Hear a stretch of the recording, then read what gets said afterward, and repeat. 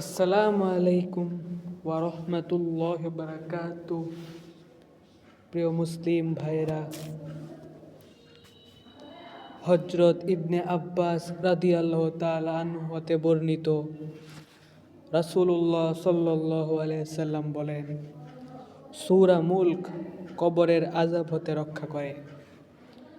ইবনে আব্বাস রাদিয়াল্লাহু তাআলা আনহু এক ব্যক্তিকে বললেন, আমি কি তোমাকে একটি হাদিস উপহার দিব যাতে তুমি সন্তুষ্ট হবে? সে বলল, হ্যাঁ দিন। তিনি বললেন, সূরা মুলক নিজে পড়ো, পরিবারের সকল ছেলে মেয়েকে এবং প্রতিবেশীকে শেখাও, কেননা এটি কবরের শাস্তি হতে নাজাত দিবে এবং কিয়ামত দিবসে আল্লাহ তাআলার সাথে ঝগড়া করে জাহান্নামের আগুন হতে নাজাত দিবে। সুবহানাল্লাহ।